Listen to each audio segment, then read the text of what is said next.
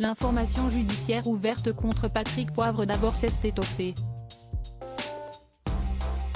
Ce mardi 28 juin, la Chambre de l'instruction de la Cour d'appel de Versailles a étendu les poursuites visant Patrick Poivre d'Arvor.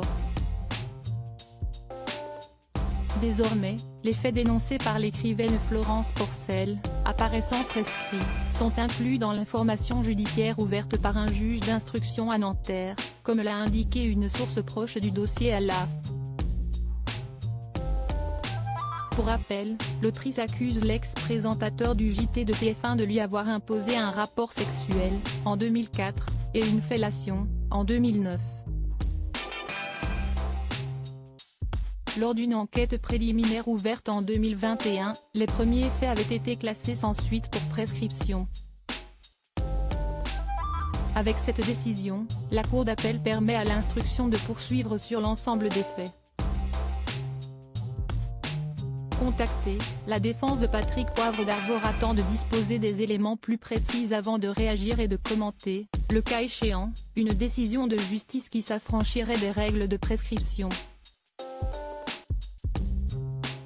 L'avocate de l'ancien journaliste, Jacqueline Lafont, confirme que son client n'a pas été entendu par le juge d'instruction.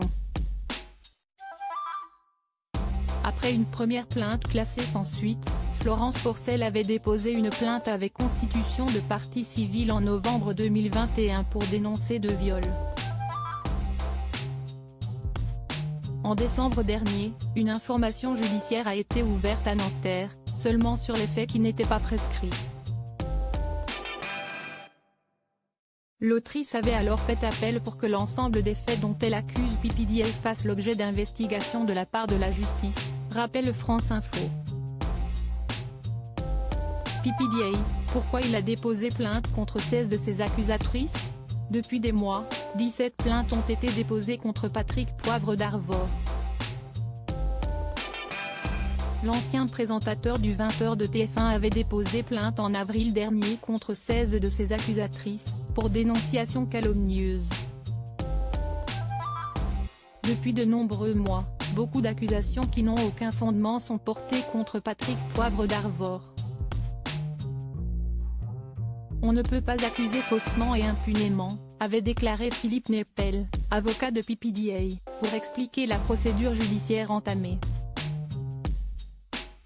Le 10 mai dernier, 20 femmes ont décidé de sortir du silence, à visage découvert, dans À l'air libre, une émission de Mediapart. Après la diffusion de ces témoignages, le groupe France Télévisions avait pris la décision d'évincer le journaliste de la collection de documentaires Une maison, un artiste.